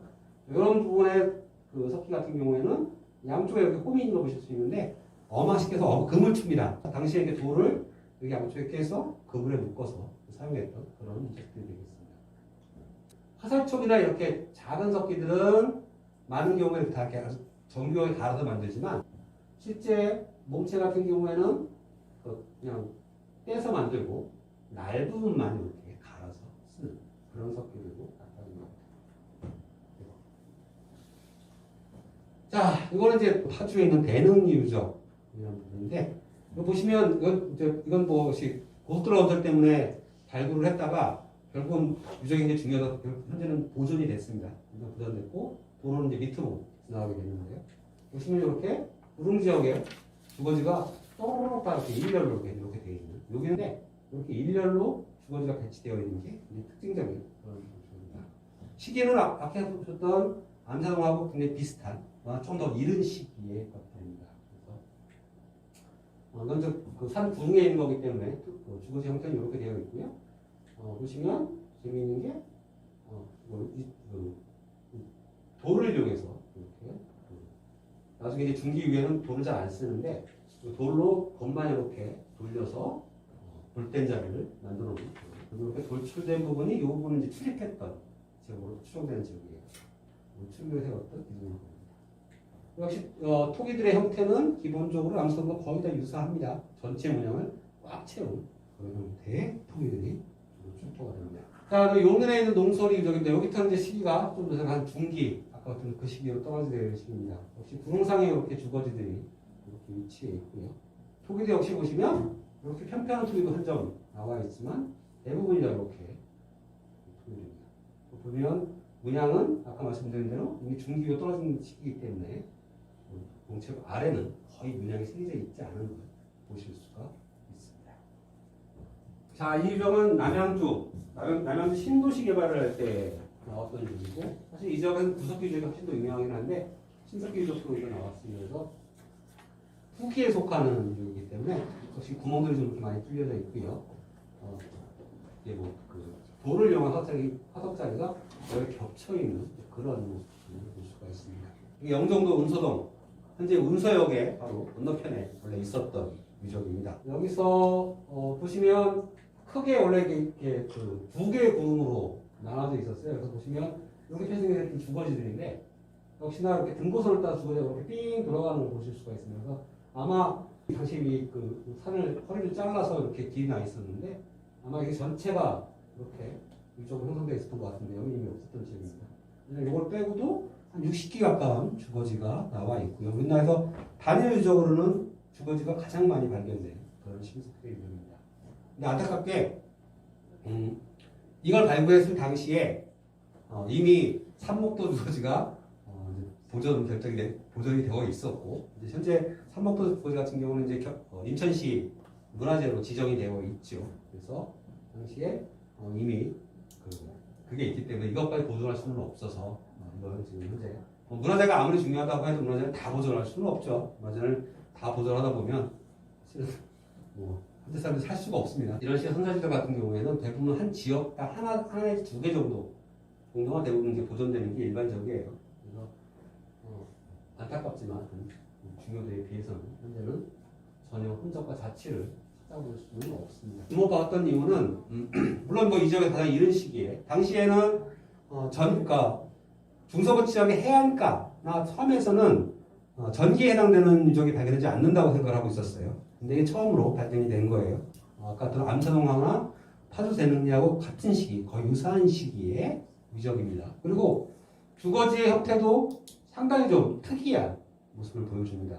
그래서 뭐 전반적으로 큰 형태는 똑같습니다. 큰 형태는 똑같지만 똑같은 형태지만 그렇게 단을 져서 땅을 판 흔적들이 있습니다. 그래서 아마도 뭐 이런 것들을 어떤 이제 그 여러 가지 시설로 이용하기 위해서 저희가 뭐 당연히 사람이 살려면 물론 뭐 나무를 짤 수도 있겠지만 선반 같은 게 필요하겠죠. 아마도 이제 그런 시설로 사용했던 형태인데 이 지역에 굉장히 특이하게 이렇게 단을 져서 만든 것들이 상당히 많이 나타납니다. 그래서 그런 특이한 형태이기 때문에 굉장히 주목을 많이 받았던 그런 유적입니다. 또 문성 유적은 다음 주에 더 좀 자세하게 보여드리도록 하겠습니다. 그다음에 이제 중기의 대표적인 유적은 사실은 영종도 지역의 중기 유적은 조금 삼목도 유적이 사실 굉장히 대표적인데 삼목도 유적은 발굴을 다 안 했어요. 원래 처음 발굴 자체가 원래 서울대학교 박물관에서 학술 목적으로 어떤 개발이나 이런 거 상관없이 그 당시에는 이제 삼목도 유적만 알려져 있었기 때문에 학술 목적으로 발굴을 했던 부분이고 학술 발굴을 통해서 중요도가 인정돼서 보존 결정이 내리는 바람에 발굴은 일부만 이루어져 있습니다. 그래서 정확한 날 잘 모르는데 이 시기의 대표적인 유적은 주로 뭐 시흥, 안산, 이런 지역들, 섬 지역들 상당히 많습니다. 대표적인 게 시흥 능곡동 유적이 되겠습니다. 이것도 보시면 이렇게 근고선을 따라서 주거지들이 이렇게 일정적으로 막 되어 있는 것이 되게 특징적이에요. 그래서 보시면 이렇게 기본적으로 주거지 형태 이런 것들이 앞에 준 거 다 유사합니다.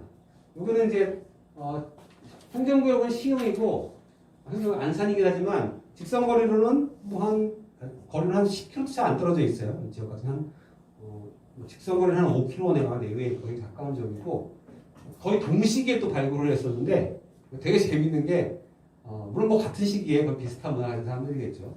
주거지 형태도 거의 유사하고 토기 같은 경우도 거의 구분이 안 갑니다. 근데 여기 보시면 일부러 특이한 토기들만 사실 지금 모아서 찍어놓은 건데 여기 뒤에 있는 토기는 일반적으로 이런 같은 토기들인데 굉장히 좀 특이한 토기가 있습니다. 이게 제가 보통 이름 붙이기가 뭐해서 저 같은 경우는 그냥 물통형 토기라고 부르는데 사실 이런 식의 신석기 시대 토기는 요식 중기나 전기 되는 시기 유적들에서 꼭 나와요.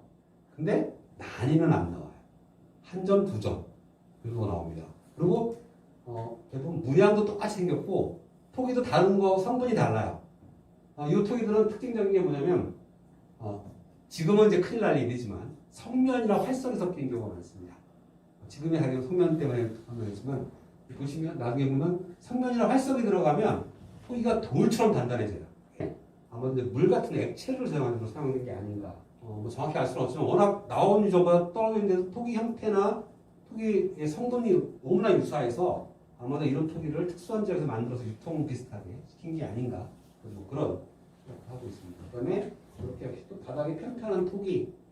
제가 일부러 찍어 놓은 거지만 이런 토기는 딱 3점 나왔고요. 나머지 수백 점의 토기는 전부 다 사실 이런 형태의 토기들입니다.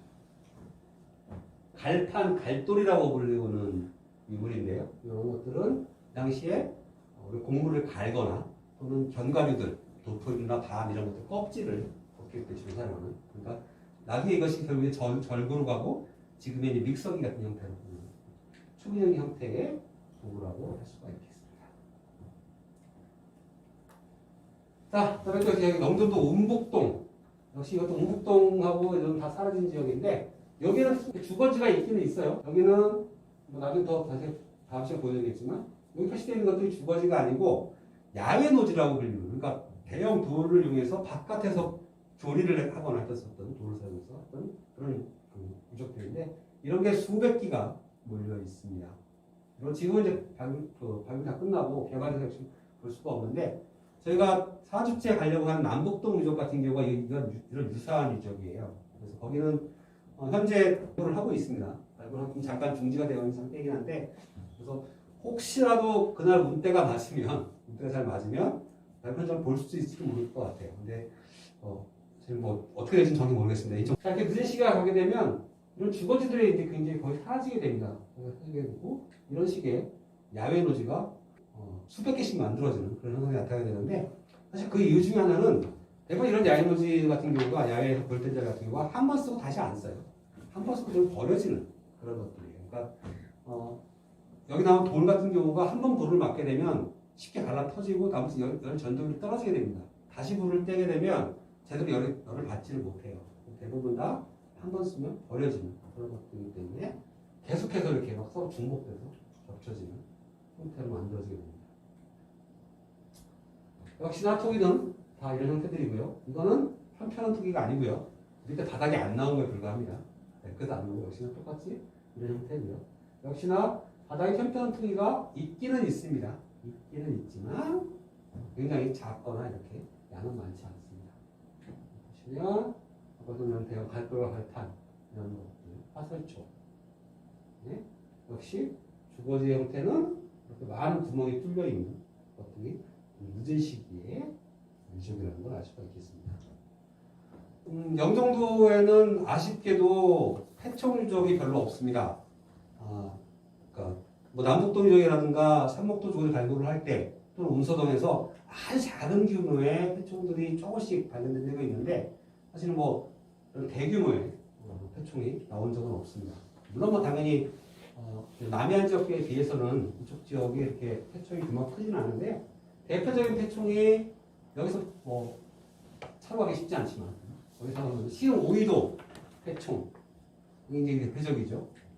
현재 이건 역시 국가사적으로 지정이 되어 있고요. 현재 박물관도 여기 세워져 있고 이거는 연평도 모의도 폐총.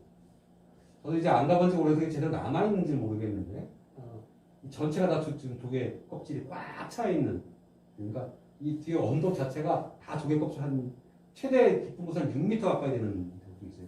그래서 꽉 차여져 있어요. 근데 여기가 지금은 이렇게 되어 있는데 계속 바닷물이 들어오는 지역이에요. 그래서 바닥이 계속 침식되고 있어서 지금은 제대로 남아있는지 잘 모르겠습니다. 사실 아까 말씀드린 대로 폐총이 우리나라에서는 신석기 시대라든가 선사시대를 연구하는 데 굉장히 중요한 유적이 됩니다. 말씀드린 대로 토기나 이런 석기 같은 경우에는 저는 주거지 유적에서 많이 나오지만 도물뼈나 이런 게 전혀 안 나오지 않습니다. 다 쉽게 산성에서 썩어버리기 때문에 오로지 폐총에서만 그런 뼈로 만든 도구들을 찾아낼 수가 있어요. 단지 도구뿐만 아니고 거기서 나온 뼈라든가 이런 것들을 자연과학 분석을 통해서 당시 사람들이 뭘 먹고 살았는지 너무 기술들이 좋아져서 조개 껍질을 보고 그래서 조개 껍질을 어떤 기준을 잡았는지 찾아냅니다. 조개는 또 나무 나이 대처 지나가는 게 있거든요. 그게 죽게 되면 멈추기 때문에 그 멈춘 시기를 계산을 해서 이게 봄인지 가을인지 겨울인지 요즘 심지어는 거의 몇 월 달에 가까운지까지도 찾아내고 있습니다. 그래서 무슨 그 자연과학의 도움을 많이 받아서 연구를 하고 있지만 너무 재미가 없어지는 게 아닌가 그런 생각도 합니다. 그렇게 폐총 유적에서는 이제 이렇게 뼈로 만든 이건 신석기 시대에는 가장 많이 쓰는 그 동물이 돼지, 사슴이에요. 사실은 우리나라 신석기 시대에 동물뼈가 나왔다 그러면 거의 대부분이 90% 이상이 돼지 아니면 사슴입니다. 그래서 여태까지 한 얘기들을 좀 종합을 해서 우리나라 신석기 시대 특히 이쪽 경기 이전 지역의 신석기 시대가 전반적으로 어떻게 변해왔는지를 간단히 다시 한번 정리를 해서 말씀을 드리겠습니다. 자, 이 앞에 있는 그림은 좀 이해를 돕기 위해서 그림을 그리는 건데 보시면은 여기 써있긴 합니다만 이렇게 이제 사람이 살았던 주로 집이 있거나 이렇게 어떤 마을 같은 거를 육각형으로 표현을 한 겁니다. 표현을 한 거고 이렇게 동그랗게 표현한 지역들은 주로 이제 식량 같은 걸 구하는 그런 지역. 아까 우리가 남서동이라든가 이런 전기 지역 같은 경우가 굉장히 특이한 게 유물만 완성형이 아니고 모든 게 다 완성형이에요. 당연히 마을 같은 경우도 규모가 작고 이래서 시작해서 마을이 커져야 됐을 텐데 그 전시기 전혀 안 나와요. 이때는 딱 나올 때부터 마을도 한 30기 이상 주거지에 그 안에 주거지 하나당 한 뭐 4명 사람이 산다고 한다면 한 100명 내로 이루어진 수렵 지점으로서는 굉장히 작은 규모가 아니죠. 굉장히 큰 규모의 마을들이 완성 형태로 딱 나타납니다. 토기도 가장 완벽한 형태. 그래서 그렇게 아주 안정적인 마을을 이루고 사람이 살아요. 그러다가 중기로 가게 되면 그것이 흐트러지기 시작합니다. 토기 문양만 흐트러지는 게 아니고 전반적인 사회적인 현상도 점점 흐트러지게 돼요. 근데 나중에 무슨 바닷가, 해안이나 섬 지역은 굉장히 융성하는데 내륙 지역은 사실은 점점 이상한 쪽으로 문화가 좀 해체되는 벌써 그런 양상들이 보여집니다. 그래서 현재 과연 이런 현상들이 왜 나타나는가? 그리고 전기에서 중기로 넘어가게 되면 내륙 지역에서는 이제 강변에 있는 시설들이 다 사라집니다. 한강이나 이런 큰 강변에 있는 지역들이 다 사라져요. 유적들이 전부 다 산으로 다 올라가 버립니다. 물론 높은 산은 아니죠. 얕은 산에 구름에 경사면에 살긴 하는데 강변에서 유적들이 다 사라지는 현상들이 나타납니다. 그래서 물론 이것은 뭐 저의 추측입니다. 물론 저의 추측이긴 한데 제가 처음에 이런 현상을 가지고 어떻게 설명을 할 것인가 제가 박사 논문을 쓸 때 고민을 했던 부분인데 그때 온갖 자료를 뒤지다가 사실 이제 홍수 관련 자료를 많이 뒤졌어요. 뒤지다가 이게 1920년 나왔던 을춘년 대홍수 부분을 연구했던 1960년대에 나온 논문입니다. 사실은 그러니까 찾기가 쉽지 않았던 논문인데 우연히 발견을 했는데 그림이 하도 이제 20년 나온 논문이니까 뭐 이런 그림 자체가 뭐 연필로 막 그려져 있는 뭐 그런 형태의 그림이어서 그림을 다시 그린 거네요. 아까 말씀드린 암사동 유적이 발견되었던 1925년 홍수 때 한강 하류 지역 현재 여기 보시면 미사리 여기 잠실 이 지역입니다. 이쪽은 이제 구리가 되겠죠. 이 지역의 마을의 변화 양상을 연구했던 논문이에요. 보시면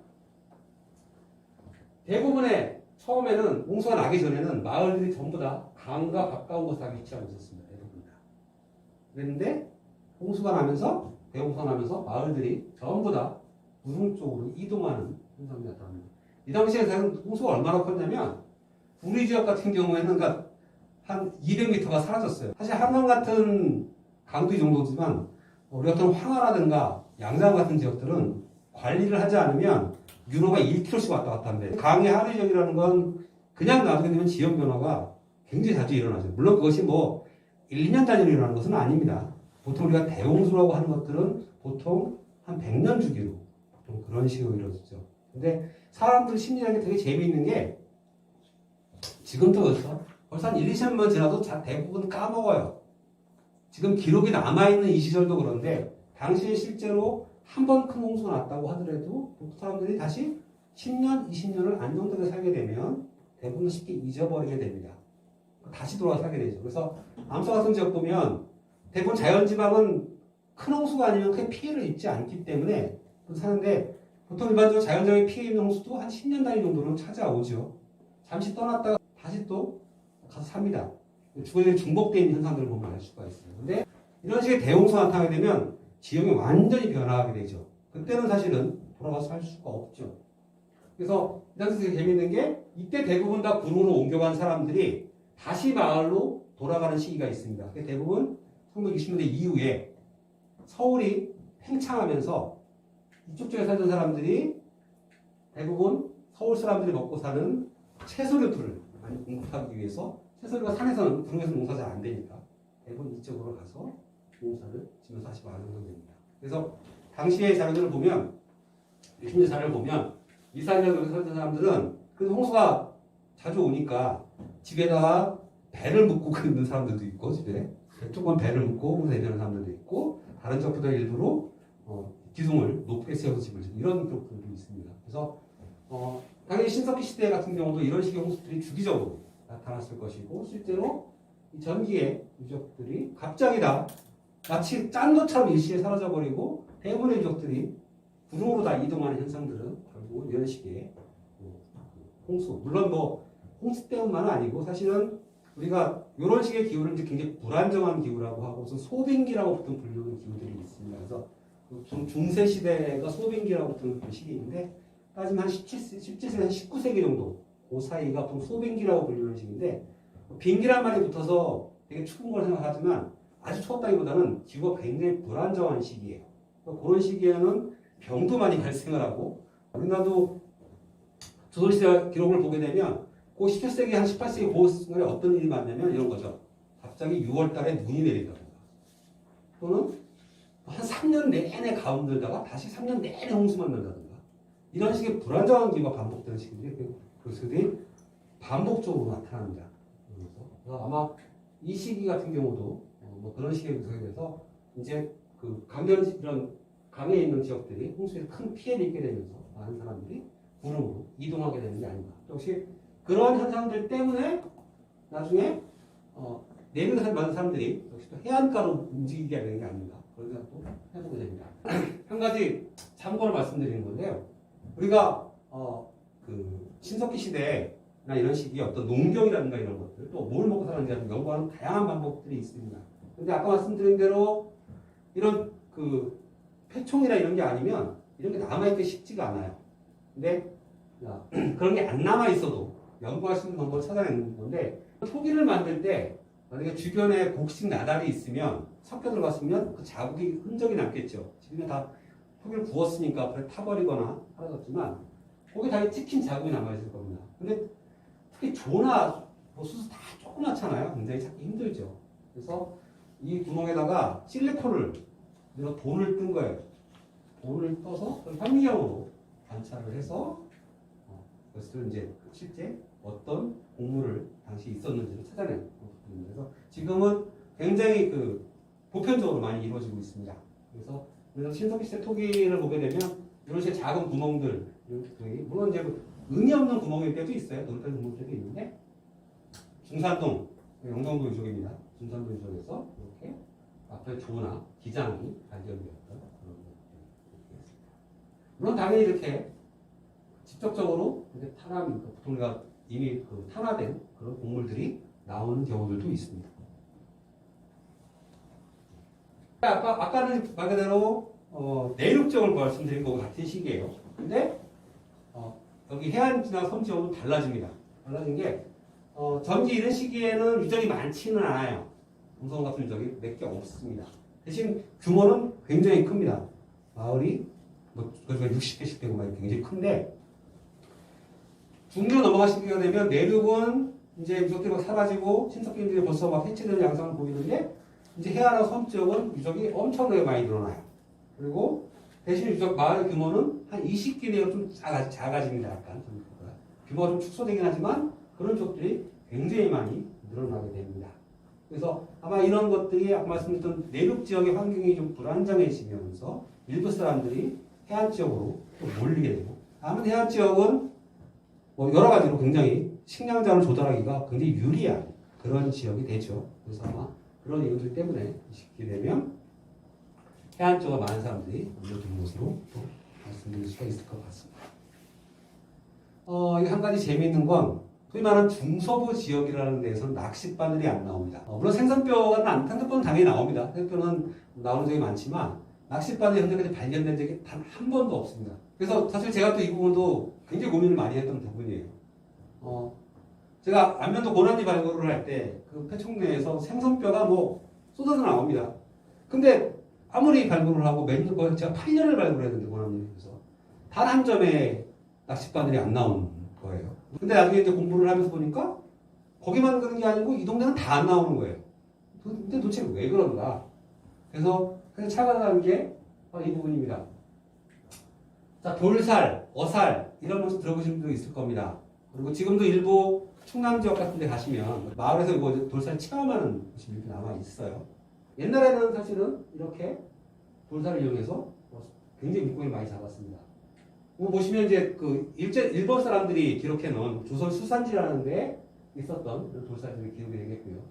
자, 요거는 뭐냐면 제가 조선왕조실록하고 이런 조선시대 기록들을 전부 다 찾아서 거기서 이런 돌살이나 어량이라고 불리우는 이런 식의 것이 있었던 지역들을 제가 표시를 한 겁니다. 쭉 보시면 다른 지역은 하나도 없습니다. 오로지 이 지역에만 있습니다. 이 이유는 뭐냐면 이 지역만 가능한 또 지역이기도 해요. 그리고 이 방법은 당연히 우리나라에만 있는 것도 아니고요. 전 세계에 소위 말하는 리아스식 해안이 발달하고 조수간만이 큰 지역은 다 있는 방법입니다. 지금이야 워낙 연안에서 물고기를 싹 쓸려서 물고기가 안 잡혀서 그렇죠. 사실 옛날에는 굉장히 많은 양이 잡혔습니다. 그래서 그리고 지금도 아직도 일부 이걸 운영하시는 분들이 한두 분 계십니다. 이제는 다 그분들 돌아가셨는지 모르겠는데 그분들이 다 추억하는 게 그거죠. 옛날에 여기서 물고기 한 마리 잡혀서 우마차에다 물고기를 실어 나갔는데 지금은 별로 안 잡혀서 지게에다 싣고 나간다. 이런 얘기를 많이 하시죠. 이 부분은 조선시대에는 염전과 마찬가지로 기본적으로 국가 왕실이 관리를 했습니다. 연평도 지역입니다. 여기 보면 썰물이 되면 모세의 기적의 현상이 벌어지는 지역 중에 한 군데입니다. 그래서 쭉 무의도까지 이렇게 길이 연결됩니다. 그런데 이 지역에 이렇게 지금도 이건 나무로 만든 거고요. 아마 금으로 만든 거긴 한데 이렇게 어사를 세워놓고 이렇게 물고기를 잡고 있습니다. 물론 여기도 옛날처럼 그렇게 물고기가 많이 잡히진 않습니다. 옛날 여기에 뭐 조기, 뭐 홍어 이런 거 엄청나게 잡혔다고 하는데 지금은 사실 뭐 그렇게 양이 많지는 않습니다. 하지만 지금 이렇게 관리를 하고 있고 되게 재미있는 게 이 한 칸마다 소유자들이 있어요. 한 칸마다 소유자들이 있어서 이렇게 관리를 하고 있습니다. 그리고 여기에 제가 번호로 이렇게 터지는 것들이 이제 신석기 시대에 이쪽이 되고요. 지금은 운영이 안 되고 있지만 옛날에 이렇게 돌살들이 이렇게 주변에 이렇게 운영되고 있었습니다. 그래서 물론 뭐 신석기 시대에 저 돌살을 사용했다는 100% 확실한 증거는 솔직히 없습니다. 저게 문헌상으로 가장 우리가 이르게 알 수 있는 거는 공자님 시대에 나온 시경에 돌살 얘기가 나와요. 그때가 한 기원전 600년이니까 이제 굉장히 그때 이른 시기가 되겠죠. 충분히 저렇게 원시적인 형태의 것들은 아마 그 굉장히 이른 시기부터 충분히 했을 것이고 당연히 바다에 많은 사람들이 모여 살고 쉽게 바다를 이용할 수 있는데 낚시 도구가 거의 나오지 않는다는 것은 결국 천혜자를 위해서 물론 저렇게 돌살만 썼는지 어떤 건 모르겠지만 그런 방법으로 물고기를 잡을 수 있었기 때문에 그런 것이 아닌가라고 생각을 하고 있습니다. 인디안들이 이렇게 연어 같은 걸 잡는 방법이죠. 이런 것들 이렇게 함정 비슷하게 만들어 놓고 작살을 쪄잡기도 하지만 물이 빠진 경우에는 그냥 맨손으로 줍습니다. 쉽게 얘기해서. 지금 이 부분도 제가 우연히 사실 이걸 무슨 잡지에서 발견을 한 사진인데 이게 정확하게 어디라고 명시가 안 되어 있는데 이런 돌살들을 제주도에서는 원담이라고 부른다고 해요. 1974년도 사진인데 이게 뭐냐면 이게 좀 이 부분이 돌로 쌓여 있는 그 부분입니다. 그래서 여기에 엄청난 멸치대가 들어와서 해가 들어오기 때문에 마을 사람들이 멸치를 잡으러 그물을 가지고 다 뛰어들어서 멸치를 잡고 있는 그런 사진입니다. 당시에 잡지의 화보로 찍은 사진이에요. 근데 이 지역이 사실 좀 어딘지 알고 싶은데 당연히 1974년이기 때문에 아무도 아는 사람이 없어서 하지만 우리나라도 근데 20세기 중반 이후까지도 굉장히 많이 사용된 것을 알 수가 있습니다. 자, 뭐 이렇게 되어 있고요. 지금도 사실은 이런 돌살 흔적 같은 여러분들이 다니다 보면 잘 못 느끼시지만 완리포 해수욕장 옆에 가셔도 바로 있고요. 특히 충남 서찬, 서산, 태안 이런 지역 가시면 우연치 않게 생보다 쉽게 발견할 수 있습니다. 현재 잔존하는 게 기록된 한 100개가 넘게 남아있기 때문에 생각보다 물이 쭉 빠지고 나면 그런 것들을 쉽게 찾아보실 수 있을 거예요. 제가 사실은 옛날에 저는 갯벌을 좀 발굴 좀 해보자는 소리도 많이 했었는데 아직까지는 안 먹혀서 돈 내주는 사람이 없어서 발굴을 못하고 있습니다. 근데 이제 이렇게 발전하던 해안지역 이런 식의 문화도 사실 이제 후기로 가게 되면 이제 점점 마을이 축소가 됩니다. 사실 이런 건 어떻게 보면 자연스러운 현상인 거죠. 결국은 어떤 한 시대라는 것이 처음에 시작해서 굉장히 융성하다가 소멸하는 것들은 굉장히 자연스러운 현상들입니다. 사실 우리가 지금 굉장히 발전돼서 21세기 시대를 살고 있지만 사실 뭐 사람이 한 100년밖에 못 사니까 우리가 굉장히 어떻게 보면 저는 좋은 시절을 살고 있는 거죠. 최근에 코로나 때문에 힘들긴 하지만 근데 정말 재수가 없어서 이렇게 아주 어떤 새로운 사회가 발전한 초창기에 있거나 끝나는 시기에 있는 사람들은 굉장히 삶이 좀 고달프게 되는 경우들이 많죠. 그러니까 어떻게 모르겠습니까? 굉장히 앞으로 새로운 사회가 오기 전에 점점 사회가 쇠락해가는 과정입니다. 물론 여러 가지 이유가 있을 겁니다. 지금 우리가 알 수 없는. 네. 당시에 이제 기후가 점점 건조해지는 현상들이 나타나게 됩니다. 기후가 건조해지고 역시나 점점 약간씩 기온이 떨어지는 현상들. 물론 뭐 기온이 떨어진다고 해서 기온이 어마어마하게 내려가는 건 아니에요. 우리가 빙하기, 빙기 이런 얘기 많이 하지만 실질적으로 지금보다 세계 평균 기온이 한 4도 더 떨어지면 빙하기가 옵니다. 물론 한반도는 단 한 번도 빙하가 덮여본 적이 없는 지역이에요. 빙하기라는 시절에도 한반도 얼으면 뭐 1년 내내 얼는 그런 지역은 아닙니다. 왜 평균 4도만 떨어져도 빙하기가 오냐? 자, 점점 물이 원지역에서 극지방에 얼음이 녹아줘야 쉽게 얘기해서 운영이 되는데 날이 기온 떨어지게 되면 점점 얼음이 늘어나게 되는 거죠. 그렇게 되면 결과적으로 물이 부족하게 되고 그렇게 되면서 빙하기가 오게 됩니다. 역시 또 사실 굉장히 많은 경우에 그 어떤 큰 제국들이 멸망하거나 하는 경우에 그런 식의 그 내게 피해주는 경우도 종종 있어요. 그래서 완전히 그러면 농사가 완전히 망해버리니까 지금처럼 뭐 이렇게 이런 식의 무슨 비축분이 많지 않던 시절에는 완전히 전체가 흔들리게 되는 상황이 벌어지게 되죠. 그 마을들이 점점 해체가 됩니다. 그래서 이렇게 굉장히 잘 연락을 지키던 사람들이 점점 가면 갈수록 그것이 이제 다 합쳐지게 되고 점점 늘어갈수록 이동이 굉장히 이제 그전에는 그래도 한 군데 물론 신석기대 사람들 또 수렵 채집하는 사람들은 완전히 눌러 앉는 사람들은 아닙니다.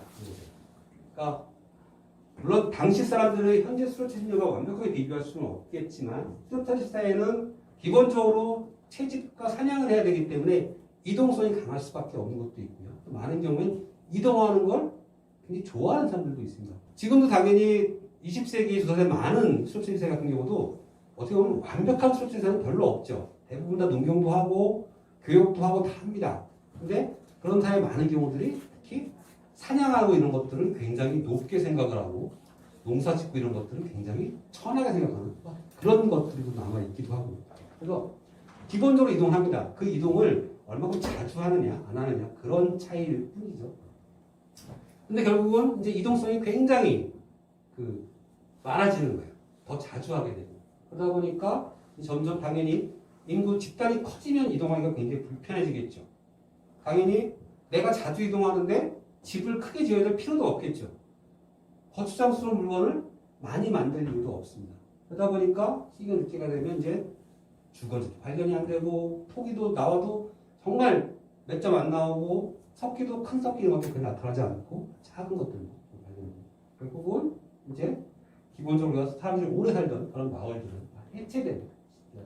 우리가 어떤 마을 이름을 살고 있는데 우리가 여기서 그러니까 내가 그럼 이렇게 딱 한 몇십 명씩 모여서 잘 살고 있었어요. 근데 이제 뭐 먹고 살기가 힘들어지니까 이제 자주 이동을 했단 말이에요. 이런 상황 속에서 새로운 이주민이나 집단들이 나타나는데 그 집단들이 쉽게 얘기해서 이제 농사를 짓는 사람이었던 거예요.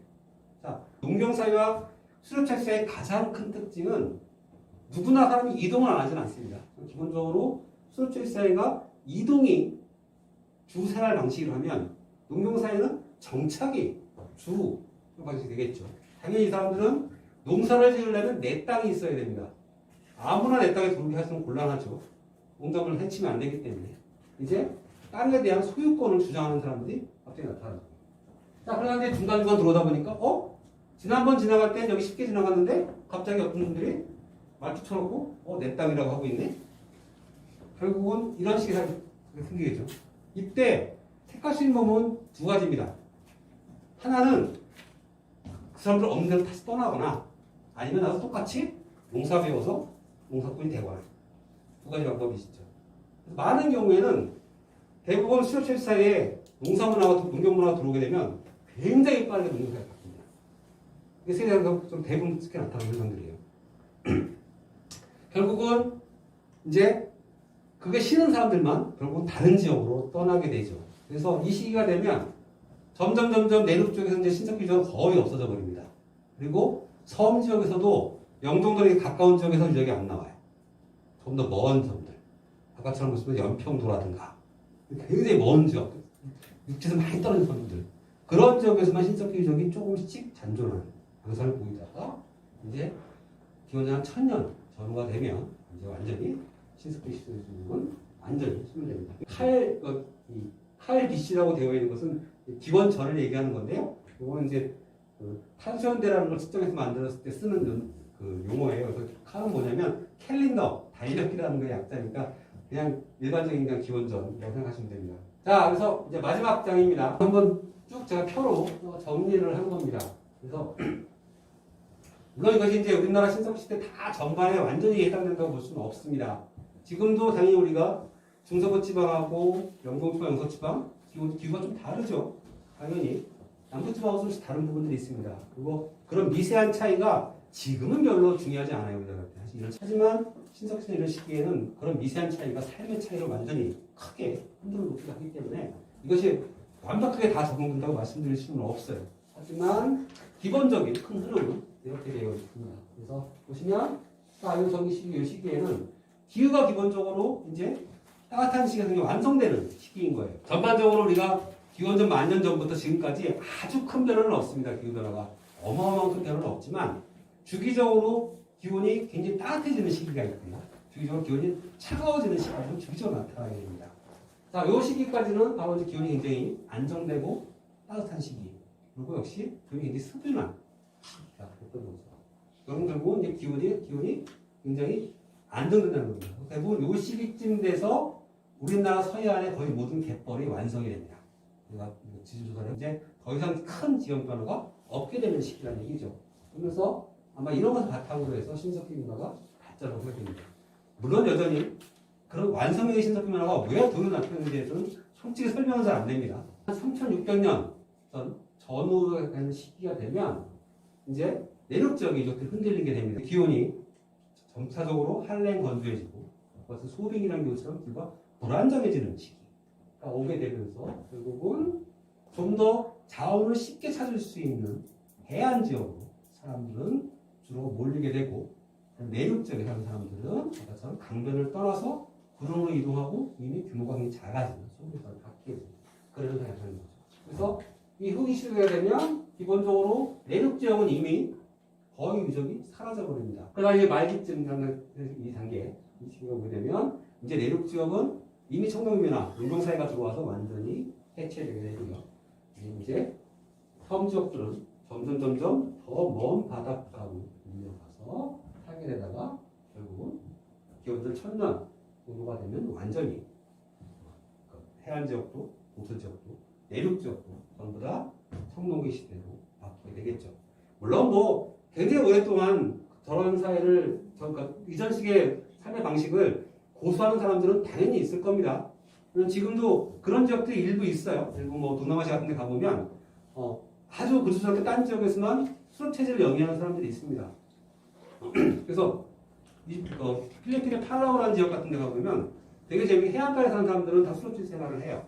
근데 이 사람들이 이 산 반대쪽에 있는 농경민들이 일손이 필요할 때는 임금 받고 와서 도와줘서 그 농사일을 참가를 합니다.